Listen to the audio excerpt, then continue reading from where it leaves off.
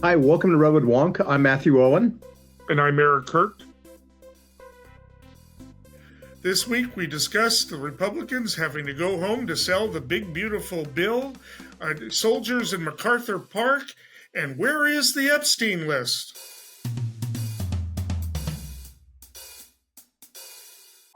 Good evening. You're either watching or listening to Redwood Wonk. My name is Kirk. And I'm Matthew Owen. And we are here to discuss national political news of the day. It's been a very busy week. Maybe we'll start with the tragic events in Texas. I think it's over 100 presumed dead because of a huge flash flood. A lot of questions happening about whether or not federal or local services were adequate. But what is really bad is that a number of girls at a camp drowned. I think there's still dozens missing, and it's led to a big discussion about whether or not we should be abandoning FEMA, as has been proposed by the current administration and the National Weather Service. Yeah, and the National Weather Service, right. And I've been reading the stories and watching the stories, and I think the consensus is that the weather predictions were fine, but there's questions about whether or not the warning systems were adequate and whether or not the cuts had any impact on that. And then there are questions about whether Texas, whether their systems were working. And then there's questions about whether anything could have prevented the deaths. Right. It's just, we don't know. And unfortunately, we're in a political climate where fingers get pointed before we even know what happened. But what is political about weather and Mother Nature? I mean, you don't mess with Mother Nature. We've learned that whether it's an earthquake, a hurricane, or a massive flash flood, there's nothing you can do to stop it. And it's not a Democratic flood. It's not a Republican flood. It's just Mother Nature flood. Yeah, go ahead. I don't get the politics behind weather. Well, I think part of the politics is there's been a lot of warnings about the DOGE cuts to the Weather Service. That there have been concerns about it. And so, that this could cause problems. And so if it did cause problems, people want to say, okay, let's reverse that. If it didn't, then, well, maybe we were overstaffed, right? But that should be the subject of a congressional investigation if Congress ever wants to actually do something. Is it? We still have a Congress, Eric? Yeah, right. I'm confused. I don't think we have a Congress anymore. Right. It's but and I have to say that there are meteorologists, even those who are critical, even more than critical, of the administration and DOGE, who said that the predictions were as good as they could get, right. Because this was a surprise. This was just one of those things that happened that they could not predict in enough time that this was going to happen. It was, right. A 1,000-year event or something like that. Right. Questions about the warning system, and I'll leave that to the experts. I don't have an opinion. Right. It was like the fires down in L.A. in January when you have 95-mile-an-hour winds and embers in the air just flying across block by block by block.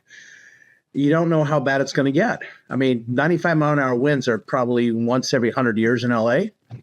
Right. Yeah, no, and hot winds. It's and right, and you don't want to be like President Trump, who initially blamed it on the removal of the dams on the Klamath River, 700 miles away. I thought he was blaming because we didn't do enough raking on the forest. Well, yeah, right. Of course, there are no forests, but down there, it's but in fact, if you want to blame it on something, maybe blame it on the idea that maybe you shouldn't have built a mega city on a desert. I don't know. It's just that there have been people who said something like that was inevitable. But anyway, we're on the topic of the flood, and it's really bad. I do want to point out something. Mexico was one of the first response team to get people in there to help out. Right. That's how we should be acting with our allies and our neighbors. I mean, anyone who's a human being, if my neighbor had a problem, I'd be there for them, whatever they needed. So, interesting development in Mexico. There are Mexican protests against American immigrants. I don't know if you saw that. In Mexico City, it's actually about the gentrification, the Americans are buying up property down there. It's driving up the prices. They're buying with American dollars rather than pesos, and they're not learning how to speak learning how to speak Spanish. Okay. You mean they're ugly Americans? Yeah, exactly. And so it's interesting. Although the government doesn't mind when Americans are going down there because they bring the money, and it sort of helps the economy, but things that can help and hurt the economy. As one person said, Americans are doing to certain parts of Mexico what the high tech industry is doing to the Bay Area. It's good for certain aspects of the economy, but not if you're working class person trying to live there. It just drives up the prices for everybody. Yeah. That's right. I mean, it's just so it's a difficult one. Gentrification, by the way, isn't always a bad thing if it's somewhat monitored and not done so that it goes crazy. It can actually improve a neighborhood and done, but it's got to be managed. It's got to be so it doesn't get control. It can help things out. But if it takes over, you've got a problem where San Francisco doesn't have teachers because a teacher can't afford to commute all the way from Sacramento. So if you have any questions or comments, email us at redwoodwonk@gmail.com.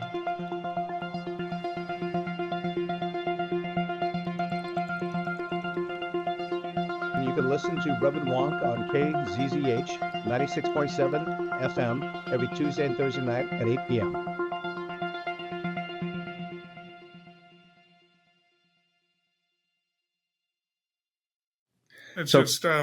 Can we move on to the big, beautiful bill? Because that's something I really want to talk about. Let's talk about the big, beautiful bill, which already has its first injunction against it, by the way. Injunction against there's a specific provision in it that bars any Medicaid funding for Planned Parenthood, and the judge has already said, you can't name a specific organization and discriminate against it without a rational basis. And they're saying, well, just to prevent abortion, we already have under the Hyde Amendment that Medicaid money can't be used for abortion. So judge has already granted an injunction against that. But what else?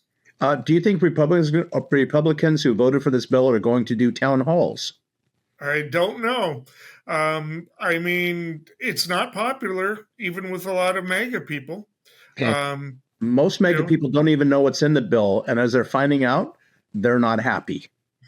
No, and they oppose. I mean, all of the polls showed it really bad when it was explained as to what was in it, and Republicans are hoping that because the tax breaks go in a year before a lot of the bad stuff happens, all the social service cuts, right? That it'll help them out, but I think that Mike Lee. One of the Republicans, I think he's Utah, correct. Yeah, I think he and a few other Republicans made a big mistake. Went on to Face the Nation and said, "Oh no, we got it covered. We were smart. We put the tax breaks in a year before we had the Medicare cuts." Saying this on national television. He said it out loud. Exactly. With a big grin on their face, like they were so clever.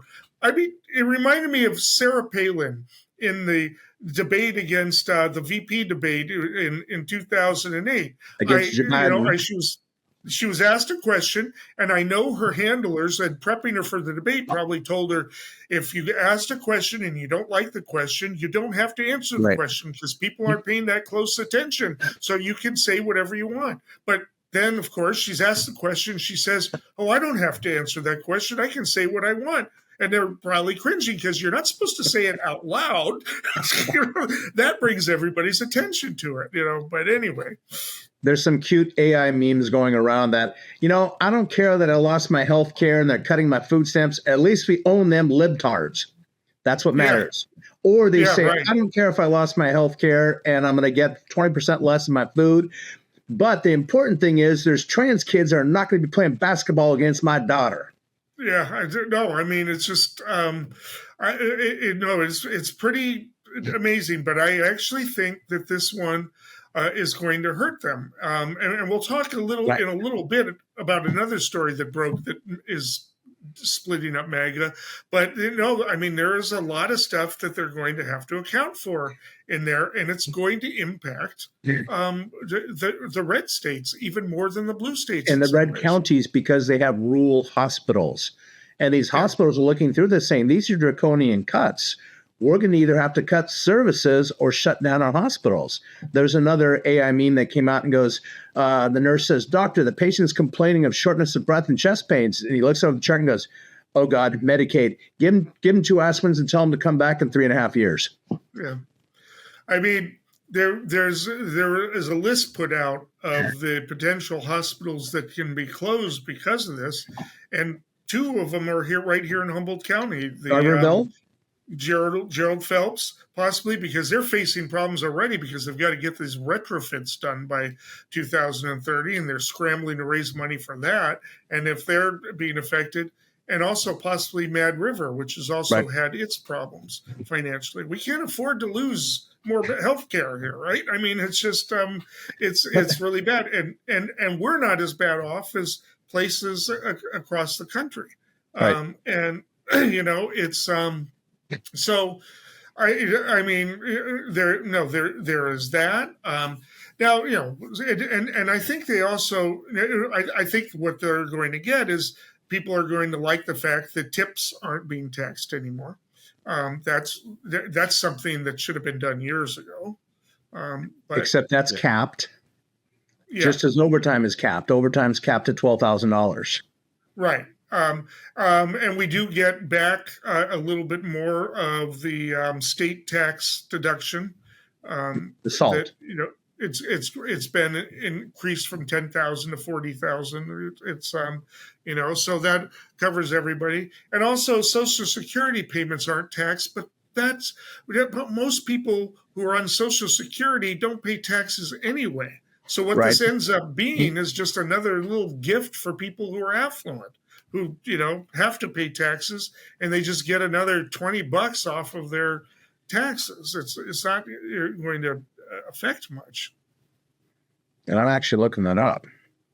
Yeah, I mean, it's just so there are going to be some stuff. The other thing is that most of the working class tax breaks are they have sunset provisions, but the big ones that are really going to be the deficit creators, those are permanent unless Congress changes them in the future. And usually they only have a 10-year provision when they sunset.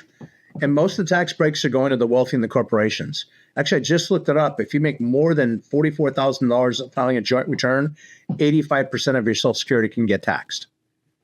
Now, if you're making under $32,000 on a joint return, then it's tax-free. But $32,000 of Social Security or total income is poverty wages. Yeah, so you wouldn't have to pay taxes anyway. So what does that even mean? And a lot of elderly people are living off Social Security only. That's their only income. Yeah, so they would not. But the point is, it doesn't mean anything because they wouldn't have had to pay taxes before. You don't even have to file a return. If you. So it's just I don't know what I guess it sounds good. So I mean. And then, the Medicaid cuts, and then they say, well, we've got this work requirement. Well, do you have jobs? And then what is her name? The Secretary of Agriculture, Buckland. Is that her No name? idea. Buckland. I mean, she said something crazy today. Shocking. Yeah, Brooke Rollins. Brooke Rollins. She said, we have got it under control, telling all the farmers who've lost their labor, which, by the way, in 2018, 49% of all the farm labor was not undocumented. I don't think, it's changed, and farmers are panicking. There are crops rotting right now. But did you hear what she said? No. Okay. She gets up and says, we support the mass deportations because we've got, first of all, farmers are switching to machines. Well, big agribusiness can do that, not family farms. And we've got able-bodied Medicare recipients who can go work the farms. Now, there have been tests, the experiments, that if you don't start doing farm work when you are like in your teens or early 20s, and you try to start when you're in your 30s, you don't last a day. I mean, they've had people go out there and doing it, even athletes, even people who are athletes. It is the most rigorous thing. Back-breaking and knee-breaking work. Yeah, and I actually spoke to a local farmer here who said, on the West Coast, I wouldn't hire anybody but a Mexican or a Filipino. There's nobody else out here who can do it. Other parts of the country, maybe other groups some of them can do it. But no, it is, because people are, if you haven't done it and haven't been doing it from a pretty young age and learned how to do it when you were at your peak strength, you are not going to make it. I mean, it's just can't be done. I mean, it is. And if anybody wants to look at it, there's plenty of YouTube videos of them in action. I mean, it is. I mean, it's and it's not worth it unless it makes enough money for you to send home to your family that it makes a big difference in their lives. That's why it's done by people from other countries. But there's other industries also. Slaughterhouses are primarily Hispanic workers. And here's the crazy thing, the hospitality industry. I think we've talked about this before, but you go in a hotel in a major urban city, 80-90% of the housekeeping is Hispanic. If you go in the kitchens behind the scenes, the dishwashers, the food preppers, 80-90% of them are Hispanic. Yeah. And if they start deporting these people, who the hell's going to work? Well, it's already, I mean, it's not even the deportations. It's the people who haven't been deported yet who are afraid to show up. I mean, and that's what's happening with construction sites across the country. Yeah. The Hispanic labor, which is in Southern Cal, that's half the work group minimum, aren't showing up. Well, as of 2018, 83% of farm labor was Hispanic. Probably another 8 or 9% is Filipino. In the South, there is still some African-American labor. Very little of it is white at this point. It's just, and yes, there has been a lot of mechanization that reduces it, but there's certain things that can really only be done by hands. And there's something else we need to talk about is SNAP, Supplemental Nutrition Assistance Program, AKA that's the debit card for food stamps now. They're cutting funding on 20% for the average person. And I forget the number, but in Humboldt County, I believe there's over 20,000 families that get food from Food for People.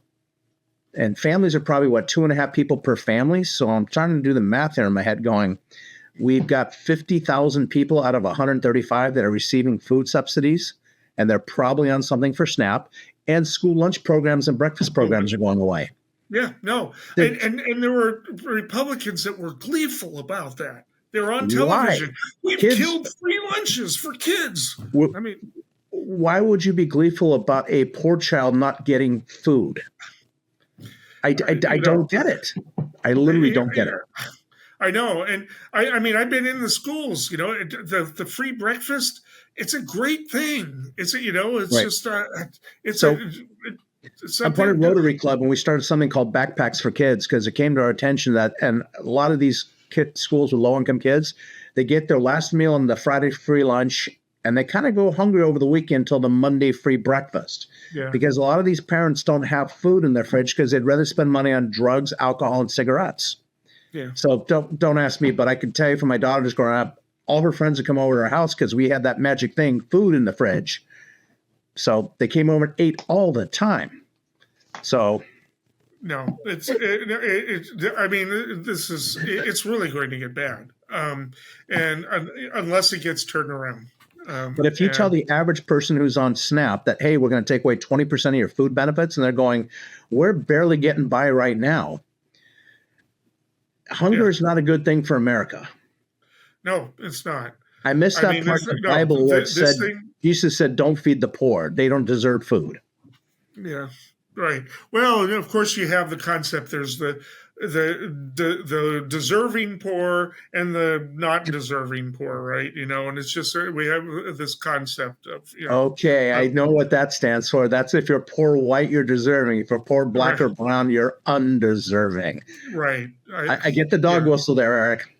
But here's the problem. When you get into mega counties, it's primarily 90%, well, I shouldn't say that. It's majority white people. And when they start going hungry, and when they find out that they lost any assistance with rents, when they find out they can't get health care and people are dying, and I'm just going to look at them and say, you voted for it. What did you expect? It's like the thing we keep hearing. No, I voted to get rid of the criminals and the drug dealers, the Hispanics out of here. I didn't know the guy who has a job who's been here 20 years and his kids go to school with my kids.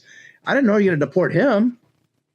Yeah. So, well, let's talk a little bit, since we're going into the deportation a bit. There's a few things going on. One thing is San Francisco got pretty intense. Did you see what happened down there? No, what happened in San Francisco? Oh, God. There was street battles between protesters and mass people on Market Street, 100 Montgomery. And I don't know if they were ICE agents or bounty hunters because they don't identify themselves, but they did not look like they were people who were trained. They were getting into shoving matches and with the demonstrators, but not in any kind of an orderly way. They were just basically swinging and hitting back, and they got into a car, and the protest, basically they grabbed somebody, and protesters are on the front of the car, and the car takes off and starts running and going at high speed, and the protesters fell off, and it's a miracle nobody was seriously hurt. My roommate from college died from an accident exactly like how you just said. He was on a hood of a car, put it in gear, and he fell off and hit his head and died.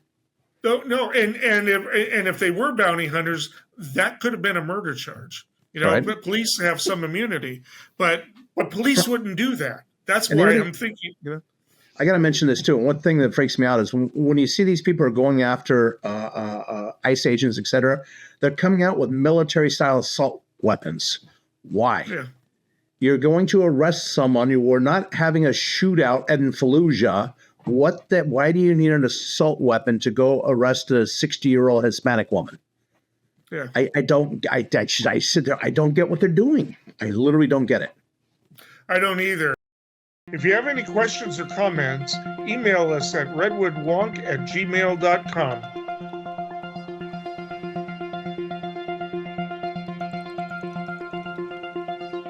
You can listen to Redwood Wonk on KZZH 96.7 FM every Tuesday and Thursday night at 8 p.m.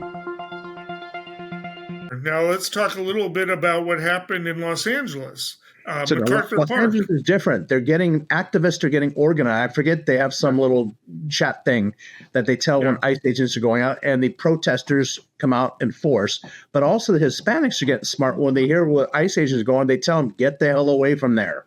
Right. So they showed up at MacArthur Park, and there was no Hispanics and hundreds of protesters. Well, that MacArthur Park was something called Project Excalibur. Have you heard about that yet? No.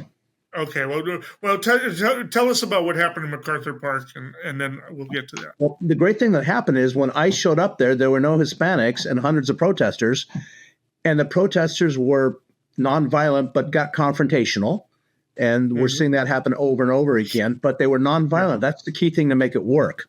Once you start shooting at ICE agents or throwing rocks at them, all hell's going to break loose, because one of them is going to shoot back, and that's going to be bad.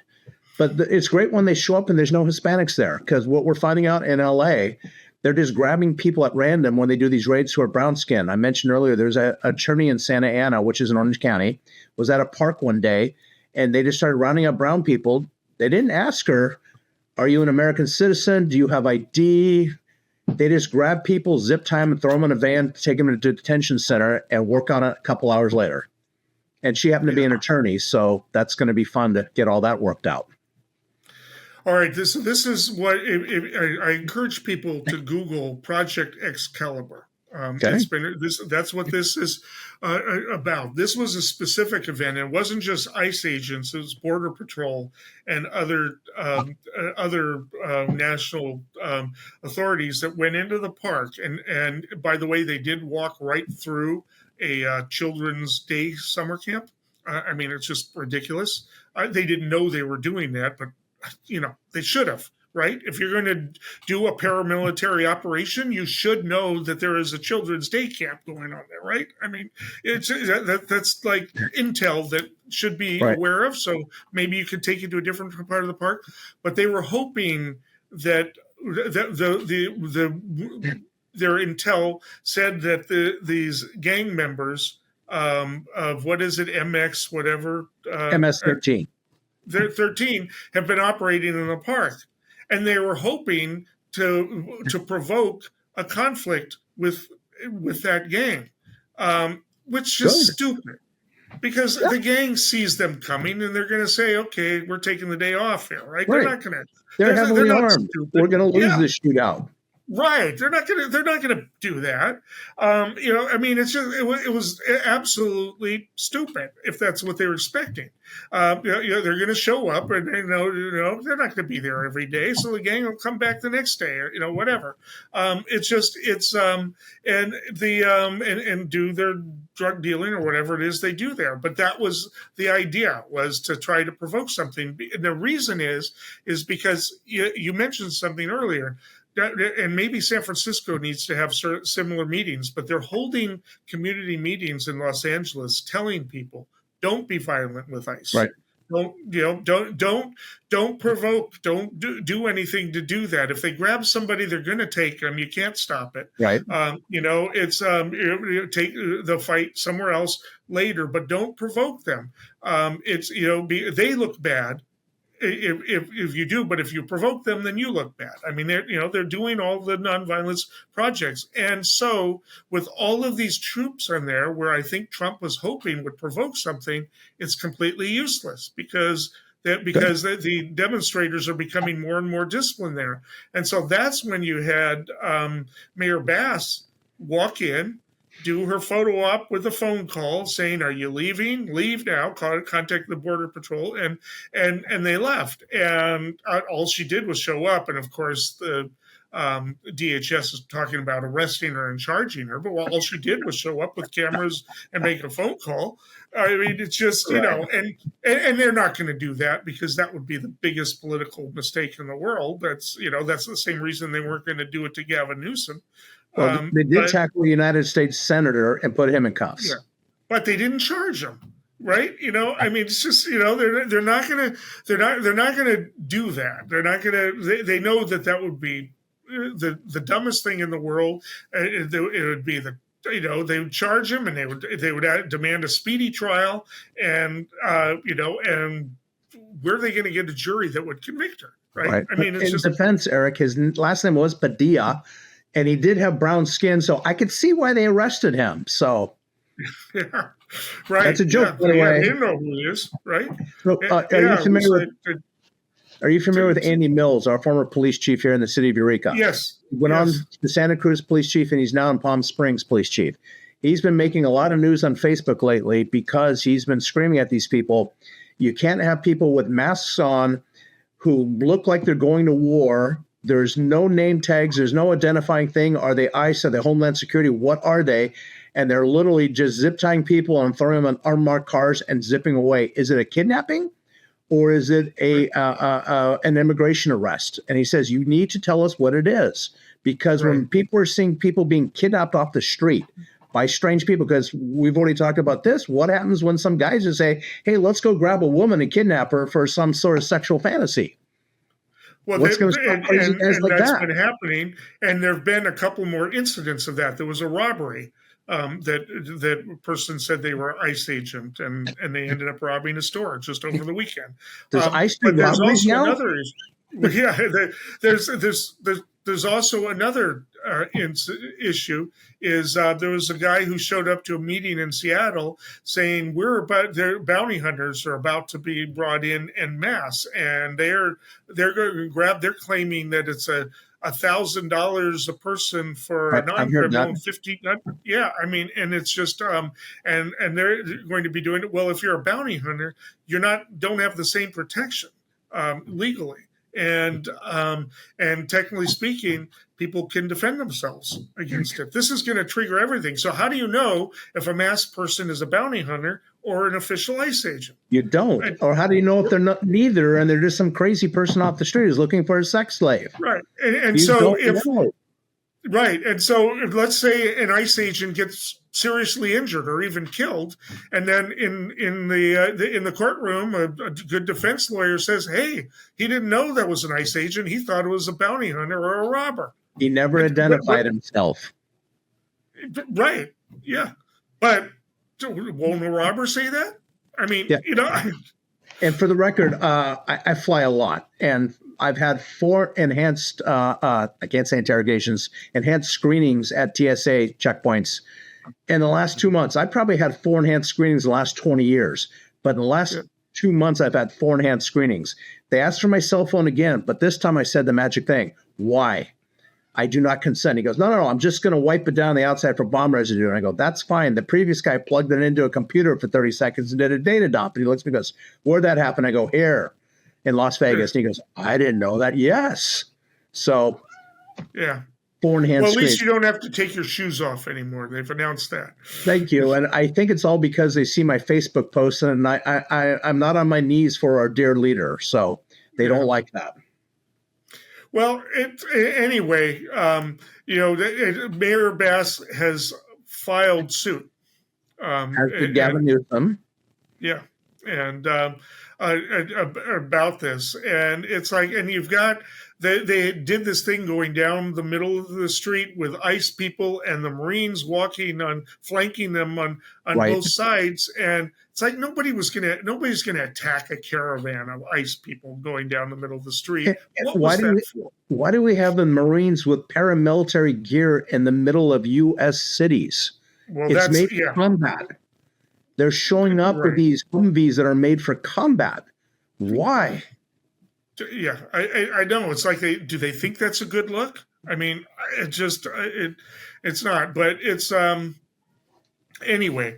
That is the state. Now there was also a group of crazy people, young people, that took a shot at an ICE thing in Texas. Do not do that. No. What's going to happen when they do that? They're just going to start shooting at crowds. Right. And it just makes me wonder. We don't need Kent State all over America again. No, and it does make me now. All 11 that were involved, they would look like they're barely teenagers.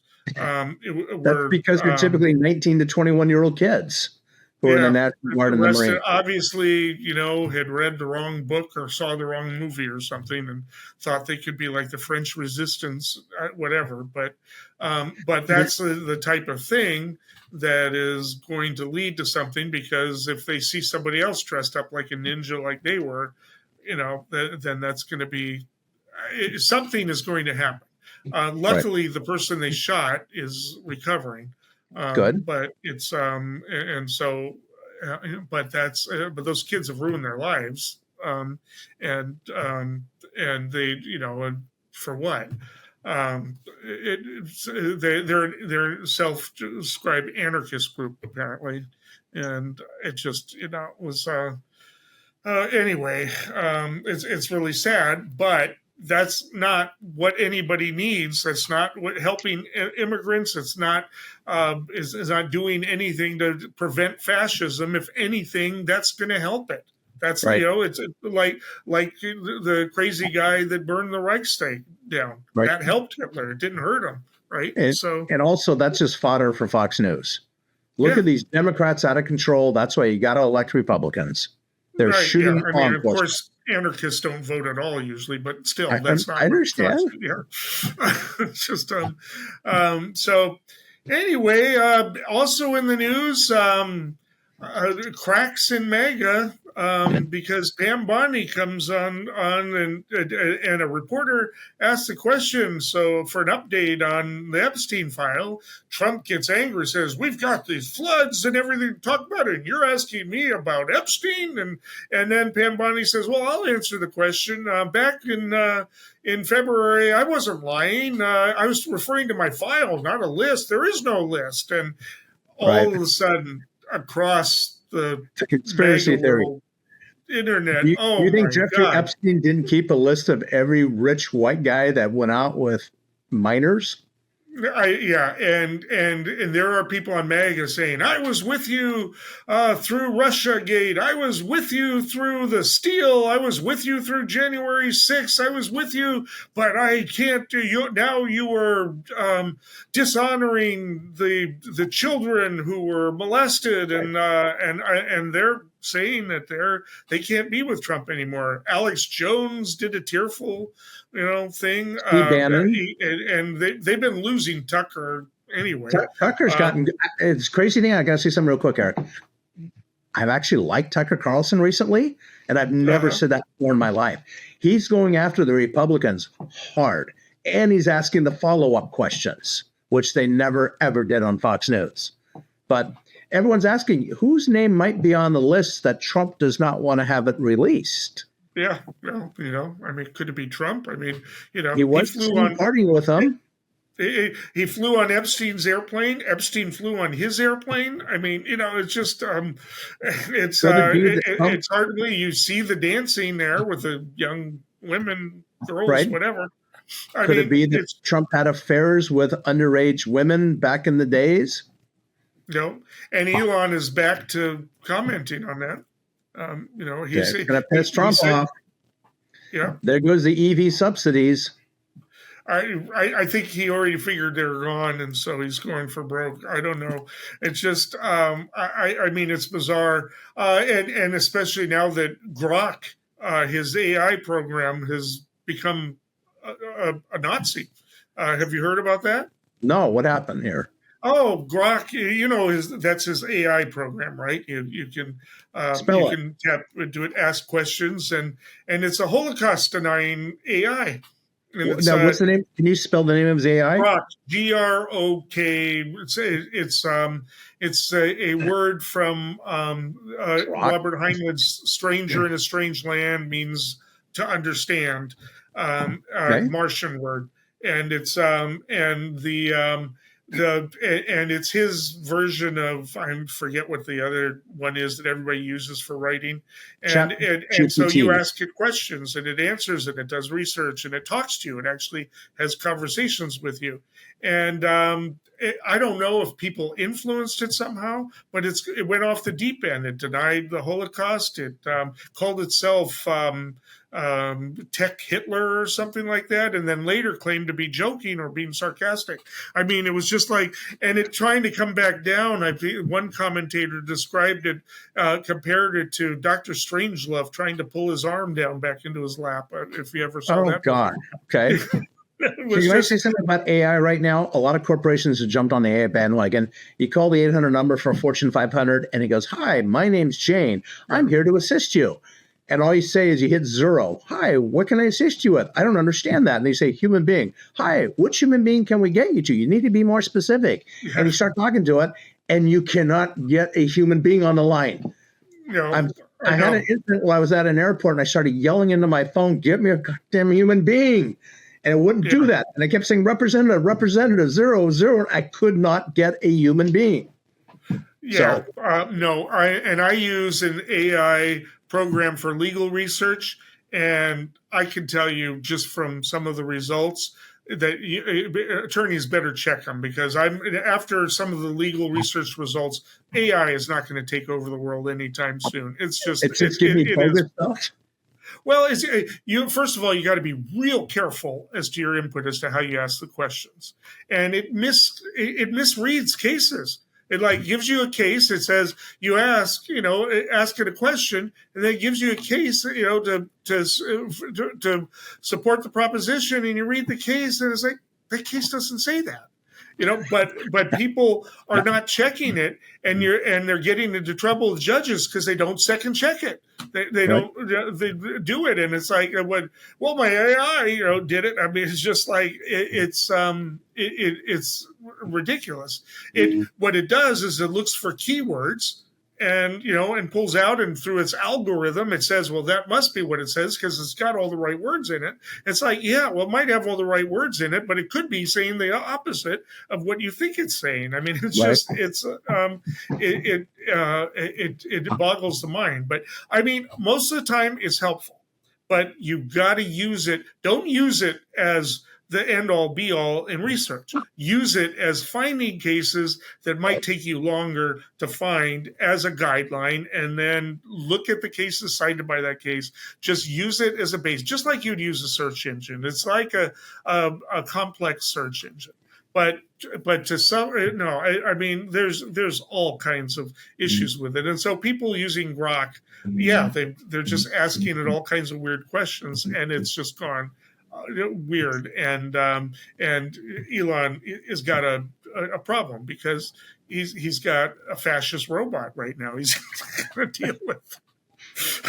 Well, that sounds like perfect for Elon. So it is, but I mean, just going on, and of course, the Republicans are upset because the Democrats, who don't. Most of the Democrats don't care as much about Epstein, but they see MAGA screaming about it. So they're kind of, egging MAGA on. And Republicans are like saying, oh, all of a sudden you care about it now that, we've got this problem. It's like the Democrats are, just like doing this because, all of a sudden it's a cover up. Oh, Trump isn't clearing out the swamp. He's making it deeper, one MAGA person said. And speaking of the swamp, we heard about alligator Alcatraz. Yeah. Down in Florida, they're basically doing open air kennels for human beings in the middle of a swamp that has no roofing on it. It can't protect against hurricanes, against flooding, and God forbid a poisonous snake wants to go through the cages. It's going to be insane. But it plays well on Fox News for being cruel to immigrants. Oh, and this is the other thing. The UN was asking El Salvador about the conditions and why, and about Trump's claim that once the inmates are in their prison, that Trump has no, that Trump is powerless to say anything about it. And El Salvador sent a memo to the UN saying, no, these are their prisoners. We'll do whatever they want. And we've already got Abreu Garcia back. Yeah, right. And they're right, but it's completely undermining. Now, will El Salvador, one hand, say a different thing, and Trump come out, and get them to say, "Oh no, we're not letting them go." But it's because if you've got a regime like the Salvadoran regime, they don't mind lying to one group and lying to the other group. I mean, it's just. But the interesting thing is the question is Pam Bondi. They talked about having all these names in these lists, right? So is she lying now, or was she lying back then? And Trump said when he got elected, I'm going to release the Epstein files and I'm going to release the JFK files. Yeah. 62 years later, we still don't know what the government didn't tell us. Yeah. I think they're afraid to find out the U.S. government may have been involved in the killing of JFK or the cover-up of who the killers were. My theory has always been, because governments don't need a big excuse to cover things up, is that if there was a second killer, they were so obsessed with catching Oswald that the trail got cold. and that they knew that America wouldn't stand for that, and they just covered it up because heads would roll if there. So basically, they covered up their own incompetence. But who knows? I mean, that's that would be the most benign one possible. But the who knows? I mean, the JFK movie was kind of silly. I don't know if you ever watched it. What if Oliver Stone was right? Yeah. Well, Oliver Stone took the rule that, hey, if something's in publication, it's fair game to put into my movie. Right. So there's a lot of stuff in publication, but there was some stuff that was true. I mean, the Warren Commission report was a whitewash. It was, it was a joke. If I'm an assassin, do you think I'm going to use my name and send a rifle to my P.O. box? Yeah, no, and the bullet, But anyway, it's just there's a lot there, and the fact that the coincidences of all the people just dying. I mean, it's just So why is the Trump administration not releasing the JFK unredacted files? Yeah, I know. It's and aren't they supposed to release the Martin Luther King file? Haven't heard that one yet, but I don't know why they would not do that one either. I think it was 2025. I think they were supposed to release it. But anyway, I mean, I don't know. And they're supposed to also release all the files on the UFOs. He was going to tell us if there were UFOs, right? Trump would actually be a popular president if he told the truth and released the facts. Yeah. It would be, but I don't know. I don't know if he gets in there and they tell him things or he doesn't like it. But if he's on the Epstein list, he was never going to release that. I mean, it just wasn't going to happen. So, I mean, we've got these things happening. The New York mayor race is heating up, and I think people are taking the wrong lesson. From this win. I mean, of course, the Democratic Party left wants to say, see, this is a win for far left politics, and it certainly is. But he won because he spoke to issues that mean things to people. Democrats are not speaking to everyday issues of affordability. Right. He did. He listened. All of them were asked, if you will go to another country, where will you go? They said Israel, whatever. He said, I'm going to stay here in New York. That's what they wanted to hear. Right. I mean, he knows how to do it, and they're attacking him. And today, I mean, the opposition thinks that they've got him because when he was 13 years old, he did a skateboard thing where he did a double flip or something and stuck his tongue out at a statue of a cop. Yep. I mean, if that's the best that they've got, I mean, just, and he's 13 years old or 17 years old because he made a mistake on how he filled out a college application at a college he didn't even get into. If they really wanted to do this, they need to look at the lesson of how he won in terms of the populism. They don't have to adopt his politics, but to figure, okay, we won, first of all, because the two Democrats in there that are running as independents are both tied up into corruption. Stop running people like that. You've got Adams, who had over 10 prosecutors quit because Trump gave him a get-out-of-jail-free card. And you got, guy who's accused by a dozen women Cuomo of sexual harassment, and his biggest defense was, well, that's less than Trump, It's just, I mean, it's just, you've got that. I mean, quite frankly, I think the second best human being in that race is Curtis Sliwa. I don't like his politics at all, but I saw him being interviewed. He said, he's mellowed out and become a pretty decent guy. He's basically telling them, hey, don't attack Mondami's religion or his culture. Attack his policies, right? It's just, exactly. So but they're not learning that lesson that the Democrats and then ex-Governor Patterson's trying to push Cuomo or Adams to get one of them to drop out. This is the point. This is the problem of the Democratic Party. It's filled with opportunists, selfish opportunists. You need to get rid of them.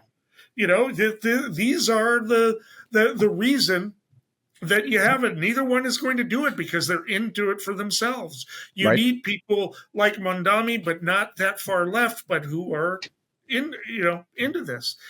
They need to figure this out. And so, you've got somebody who's excited young people. They don't, most of the young people voting for him probably couldn't even define socialism, but they do define somebody who goes on the street, talks to them, and they got to figure this out before the 2026 elections. Right. And I think we need to bring in candidates who speak to people like you're saying, preferably younger candidates. It's the people who are 70, 80 years old who have been in office 40 years who don't do anything. Time to move on, guys. Sorry. Yeah. Although we were worried about Dianne Feinstein was never going to leave. Right, and she ended up dying in office. I mean, it was just part of me was feeling guilty about voting for Biden because I didn't think he would survive the second thing. I think the job would have killed him. I think he's going to live. I actually wonder myself watching Trump if he's going to survive the term. And Chuck Grassley, Republican senator of Iowa, turns 92 in a few months. Yeah, he's going to die in office too. He will never leave. Yeah. I mean, Strom Thurmond, he was over 100. I mean, it's just that we've got this problem there. I don't necessarily support term limits. I think people should have the right to vote for whoever they want, but they should think, voters should think, you know what, he's been in there a long time. I support ego limits. If you've been in too long and you're over 70, it's time to move on. Yeah.